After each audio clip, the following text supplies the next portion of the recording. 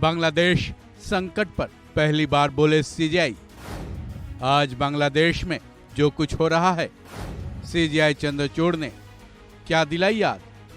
भारत आज अपना 78वां स्वतंत्रता दिवस मना रहा है। इस मौके पर सुप्रीम कोर्ट परिसर में भी झंडा तोलन किया गया, जिसके बाद एक कार्यक्रम में सीजेआई चंद्रचूड़ ने आज़ादी के महत्व के साथ कई मुद्दों पर अपनी स्पीच में जगह दी, जिसमें सबसे बड़ी बात यह रही कि सीजेआई चंद्रचूड़ ने आज पहली बार बांग्लादेश संकट के बारे में अपनी प्रतिक्रिया दी है।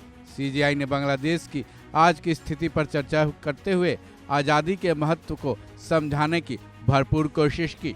सीजेआई चंद्रचूड़ ने बांग्लादेश संकट पर क्या कुछ कहा, चलिए सुनते हैं।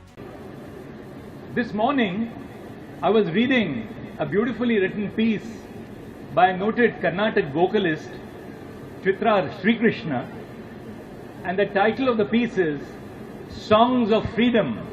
The idea of liberty is woven into the fabric of Indian poetry. And what I'm going to share with you is something that I imbibed this morning and which I have of course known of all through the years. In 500 CE, Tiruvalluvar, in his classical Thirukkural, used three phrases: Inmayin, Innatatu, Yadenin. What is worse than poverty? That's the constitutional question which Dr. Ambedkar asked us. What is worse than poverty? In the 12th century, Akka Mahadevi used two words. She said Chenna Mallikarjuna, which means God resides in her heart. Now when she said that God resides in her heart, she was not making a statement of religion or spirituality as much as a statement for the emancipation of women, the autonomy of women, the dignity of women. In the 14th century, Chokhamela, who belonged to the Mahar community, wrote that famous devotional hymn, which is folklore to all of us coming from Maharashtra, Abir Gulala Udayita Ranga Ranga.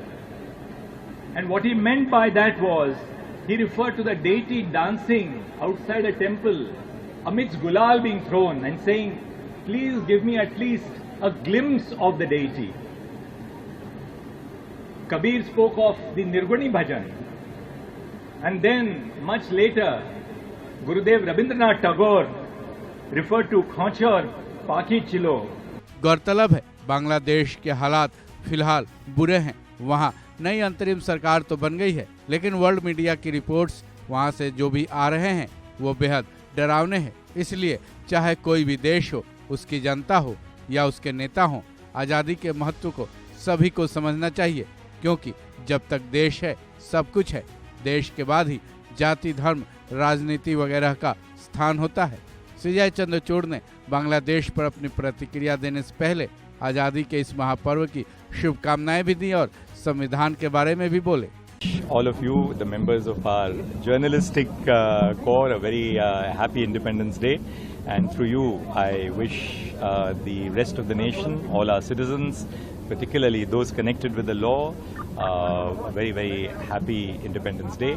And this is a day for us to remind ourselves of the duties which we have to discharge towards each other and to the nation in realizing all the values of the Constitution.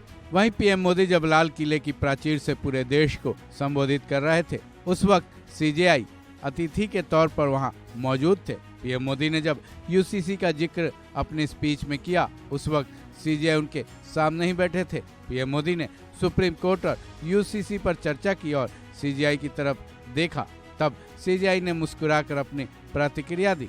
CJI Chandrachud के reaction पर भी खूब चर्चा हो रही है। वहीं जहां तक बांग्लादेश पर पहली बार सीजेआई ने जो कुछ कहा है, उसके बारे में आपके क्या विचार है, कमेंट बॉक्स में जरूर लिखें।